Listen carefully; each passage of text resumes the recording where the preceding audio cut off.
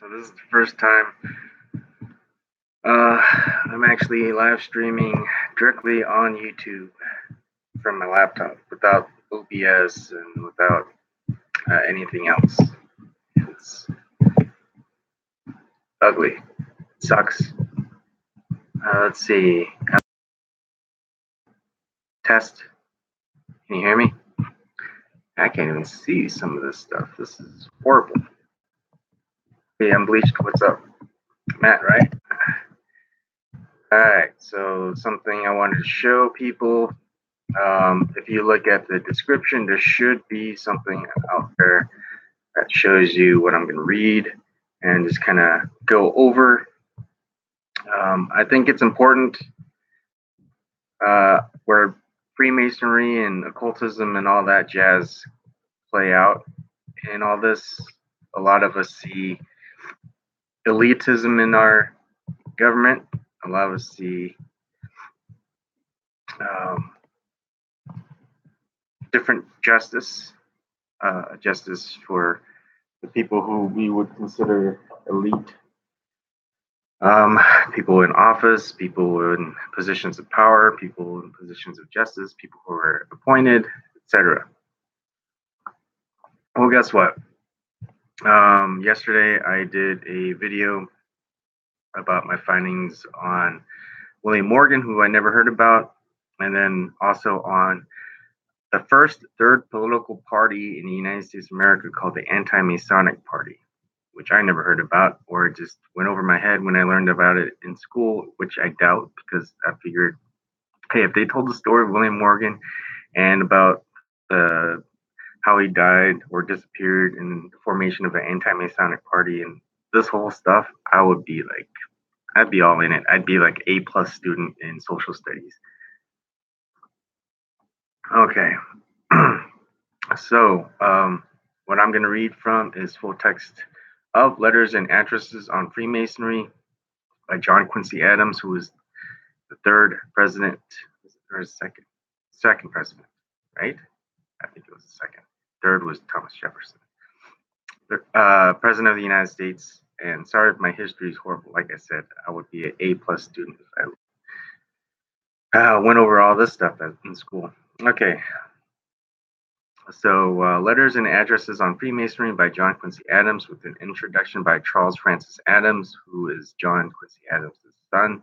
He became an American author, which I didn't really read a lot of his stuff. And he just does a quick quote. This is in 3rd of August, 1875. I shall never disavow my old work or shrink from the attribution of it to my hand, whether in private or in public. Very yours truly, C.F. Adams. I'm actually going to skip a lot of the contents because it's hundreds of pages long. I don't want to bore you by reading through all of it. I'm just going to go over stuff that is going over William Morgan, and there's quite a few. And so bear with me. All right, so let me reference where. Okay, maybe no references. I wish I could show my screen, which sucks. You can't do this directly through YouTube. All right. In a small town situated in the western part of the state of New York, an event occurred in the autumn of the year 1826, which roused the suspicions first of the people living in the immediate neighborhood and afterward of a very wide circle of persons throughout the United States. A citizen of Batavia suddenly disappeared from his family without giving the slightest warning. Rumors were immediately circulated that he had run away, but there were circumstances attending the act which favored the idea that personal violence had been resorted to, although the precise authors of it could not be distinctly traced. The name of the citizen who thus vanished as if the earth had opened and swallowed him from sight was William Morgan. He had been a man of little consideration in the place in which he had been but a short time resident, without wealth, for he was compelled to labor for the support of a young wife and 2 infant children, and without influence of any kind. It seemed as if there could be nothing in the history or the pursuits of the individual to make him a shining mark of persecution on any account. So unreadable, if not absurd, did the did the notion of the forcible abduction of such a man appear that was at first met with a cold smile of utter incredulity among the floating population of a newly settled country. The single fact of the departure of persons having few ties to bind them to any particular spot would scarcely cause remark or lead to inquiry. Numbers then first called to express an opinion in the case of Morgan at once jumped to the conclusion that he had voluntarily fled to parts unknown. So natural was the interference that even to this day, many who have never taken any trouble to look into the evidence are impressed with the vague notion that it is the proper solution of the difficulty. In ordinary circumstances, the thing might have passed off as a 9 days one wonder, and in a month's time, the name of Morgan might have been forgotten in Batavia. It had not been for a single clue which was left behind him, and which at first followed from curiosity, even excited wonder. From this led to astonishment at the nature of the discoveries that ensued.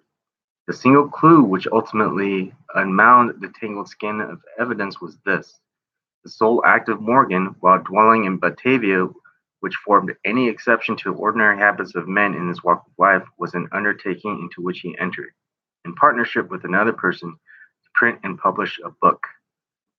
This book promised to contain a true account of certain ceremonies and secret obligations taken by those who joined the Society of Freemasons. The simple announcement of the intention to print this work was known to have been received by many of the persons in this vicinity, acknowledged brethren of the order, with signs of the most lively indignation. And as the thing went on to execution, so many efforts were made to interrupt and to prevent it, even at the hazard of much violence, that soon after the disappearance of the prime mover of the plan, doubts began to spread in the community whether there were not some connection in the way of cause and effect between the proposed publication and that event. Circumstances rapidly confirmed suspicion into belief and belief into certainty. At first, the attention was concentrated upon the individuals of the fraternity discovered to have been concerned in the taking off. It afterwards spread itself so far as to embrace the action of the lodges of the region in which the deed was done. But such was the amount of resistance to efforts made to ferret out the perpetrators and bring them to justice, that ultimately the whole organization of the order became involved in responsibility for the misdeeds of its members. The opposition made to investigation only stimulated the passion to investigate. Unexampled efforts were made to enlist the whole power of the social system in the pursuit of the kidnappers, which were as steadily baffled by the superior activity of the Masonic power. In time, it became plain that the only effectual course would be to go, if possible, to the root of the evil and to attack Masonry in its very citadel of secret obligations. The labor expanded in the endeavor to suppress the publication of Morgan's book, proved to have been lost. It came out just at the moment when the disappearance of its author was most calculated to rouse the public curiosity to its contents. On examination, it was found to contain what purported to be the forms of oaths taken by those who were admitted to the very first 3 degrees of Masonry: the entered apprentices, the fellow crafts, and the master masons.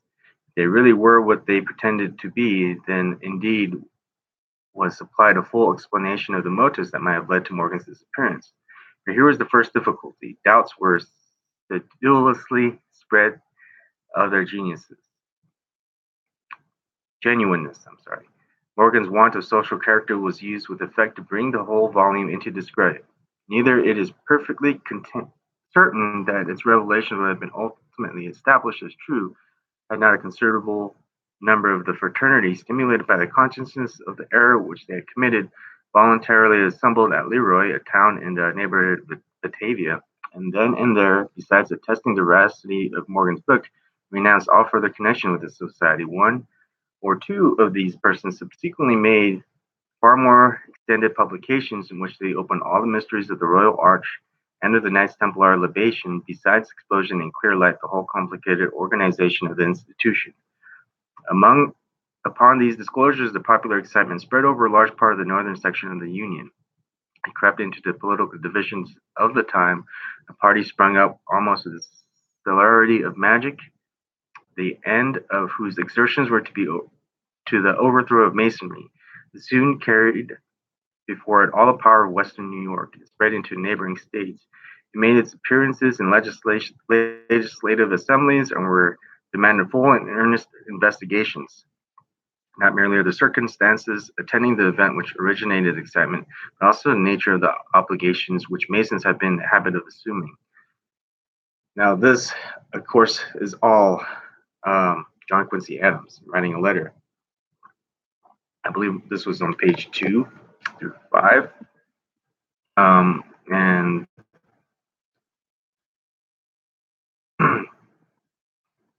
I will probably go over, let's see how much more I should read about this. Because here, I want to read the preface by whoever put these contents together. And I think, let's see, here it is, the preface. This publication of Mr. Adams' letters on Freemasonry was undertaken because it was believed that so able and valuable a work should again be put in print in a style suitable for a place in libraries. Mr. Adams intensely hated all that he conceived to be wrong, and it will be seen that in these letters he, with all the fervor of his soul, labored to show the wrongs, corruptions, and blasphemies of the lodge. To the decadence of the order, these letters greatly contributed, and then, after many years, it began to show signs of reviving Mr. Adams's letters as they were published in a neat volume at Boston with an eloquent introduction by Charles Francis Adams. 2 pages of which were omitted as being deemed inappropriate to this publication. So there's two pages which were omitted. Wow, I wonder what those 2 pages were. That would be a great investigation. As will be seen by the letter and review of Mr. Shepard's defense of Freemasonry, Mr. Adams endured abuse and misrepresentation long for his anti-Masonic views before he came out in public to declare and defend those views. These letters are mainly a series addressed to Edward Ingersoll, to William L. Stone, and to Edward Livingston. Others, not less able nor scarcely less important, were written to men of national distinction, as William H. Seward, Richard Rush, and Levi Lincoln. Wow, Levi Lincoln. I wonder if that's any relation to Abraham Lincoln. The letters to the Committee of the Anti-Masonic State Convention of Vermont and that of the Secretary of the Anti-Masonic State Convention of Pennsylvania partake somewhat of the nature of public addresses to which is to be added his lengthy and masterly address to the people of Massachusetts. It is proper to state that the letters to Colonel William L. Stone of New York were in reply to letters addressed to him by Mr. Stone in apology, though not in justification of the Masonic institution. In these letters, he shows most clearly the absurdity of those apologies by one who, though he had abandoned the lodge, still had not formally seceded from the order. The letters addressed to Honorary Edward Livingston of Louisiana, who had accepted the office of General Grand High Priest of the order, stands out as a terrible arraignment of the order and as the most effective defense of anti-Masons from the imputations made against them. Wow, archive.org. Go ahead and read this. It's in the description box. 325 pages long of letters written by John Quincy Adams. That's a lot. And you would think HBO would have done at least one episode on this. You're jumping to page 21. There's another reference to William Morgan. I'm doing a full search quote of William Morgan in the document, in the letters, all these letters. On Sunday of all the days in the week, the 10th of September, 1826, the coroner of the county of Ontario, himself master of the lodge at Canandaigua, applied to a Masonic justice of the peace of that town for a warrant to apprehend William Morgan, living 50 miles off of Batavia. The offense upon which the application was based was larceny, and alleged larceny consisted in the neglect of Morgan to return a shirt and a cravat that had been borrowed by him in the previous month of May, armed with this implement of justice, which assumes in this connection the semblance of a dagger rather than its ordinary attribute, a sword. The coroner immediately proceeded in a carriage obtained at the public cost to pick up at a different stations along the road of 50 miles 10 Masonic brethren, including a constable, anxious and willing to share in avenging the insulated majesty of the law. At the tavern of James Ganson, 6 miles from Batavia, the same place which had been the headquarters of the night expedition against Miller's printing office. And if you didn't know, the printing office where they're going to print, and then publish William Morgan's book was burned down. The party stopped for a night. Had that expedition proved successful, it is very probable that this one would have been abandoned. As it was, the failure acted as stimulus to his further prosecution. Early next morning, 5 of the Masonic beagles, headed by the Masonic constable, having previously procured a necessary endorsement of the writ to give it effect in the county of Genesee from a Masonic justice of the peace, proceeded from Ganson's house to Batavia, where they succeeded in seizing and securing the man guilty of the alleged enormity touching the borrowed shirt and cravat. Now, this is all on our former president, the second president of the United States, John Quincy Adams, his own words, his own writings. So there's only so much you can say to disagree that this is just conspiracy theory. This really happened. And whether to get it from his accounts or accounts from a person who might be in the Masonic order, you got two conflicting reports. Of course, everything that we see, read, and hear are probably formulated from Freemasons. They hold all the power, all the prestige, all the wealth.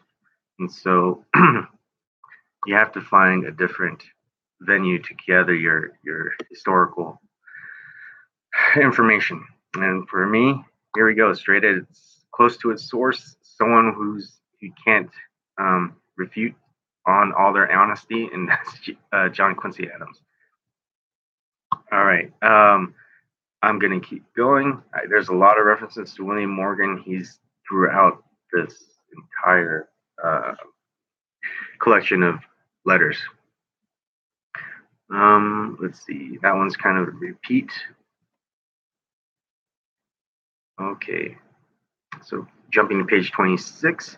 Yet strange as is this narrative, fearful as it is, the disclosure of the fanaticism of secret association which could impel men holding a respectable rank in society, walking by the light of modern civilization, acknowledging the influence of Christianity over their daily life, to the commission of outrages so flagrant as were the abduction and murder of William Morgan, would not of itself have sufficed to justify attaching even a suspicion to the entire institution of Freemasonry in the United States, or even to any considerable branch of its existing without the limits of the region where the events happened.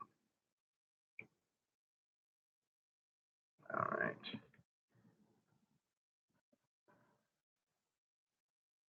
Oh, as I'm looking through, a curious note. So, a friend of mine who is no longer a Mormon was emailed me and gave me some information and some links to some videos and some websites for more information. Yes, William Morgan's wife did end up, I think, joining Joe Smith. She was at least sealed after death to be one of his many wives. Different types of sects within Mormonism say that that wasn't the case, but I would say that majoritively it is the case that Lucinda Morgan ended up part of the Mormon movement. And if you look at the Mormonism and the Freemasonry, all the rituals and things like that, they are very, very similar. I mean, when you watch someone else's video talking about it, talks about the obfuscation. It's a term used mostly in I guess the IT world, where you get data and you obfuscate it. You get real production data. obfuscate the people's names, anything that resembles them. All you do is collect the metadata that they have. For example, if we're talking about their finances and stuff like that, you get all their financial information, but you give them a fake SSN, you give them a fake first name, fake last name, fake date of birth, all that. And so you have the data of like real financial assets with fake names. So you're basically you have real data and you fake who that data owns to. That's kind of a little skinny of what obfuscation means. Sorry, I can't pronounce things. Oh, I got a little rash. All right, so September 21, 1831 to Edward Ingersoll. This is on page 55. Mr. Chandler has truly informed you that I am a zealous anti-Masao to this extent. It is undeliberate option that from the time of the commission of the crimes committed at the kidnapping and murder of William Morgan, it became the solemn and sacred civic and social duty of every Masonic lodge in the United States either to dissolve itself or to discard forever all administration of oaths and penalties and all injunctions of secrecy of any kind to its members. I believe it also their duty, though of less imperious obligation, to abolish all their ill-sorted honorific titles and childish or ridiculous pageants. I believe it is also a duty sacred incumbent upon every individual Freemason in the United States to use all the influence in his power to prevail. I don't know why, Dave. How's it going? I think it's, worth checking out. I do want to hear what Jenny might have found as far as any links to who William Morgan might be related to. I did not look into that, and I think that's what she was looking at. Let me stop the stream and really, actually, I need to get back to work. So, anyways, maybe we'll talk later tonight. Someone's got to be hosting, and I will stay awake. But I just working, and then I do investigate and read and watch, and then family time, and then by that time I'm like tired.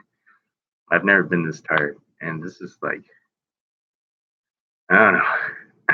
Anyways, I'll read more of this. I think a lot of this should be rewritten. Just kind of finding different references. We kind of need like our own truthers encyclopedia, like a truther Wikipedia. I don't know. I don't know if I like the name truther. It's kind of been, I don't know, controlled in a way, I guess. Who knows? Maybe an alternative history of the world, the alt history of the world. Okay. Anyways, I'm gonna end the stream. I'll talk with you guys later. I just thought something for people to read over if they want to read 356 pages of letters written by John Quincy Adams. All right. See you guys.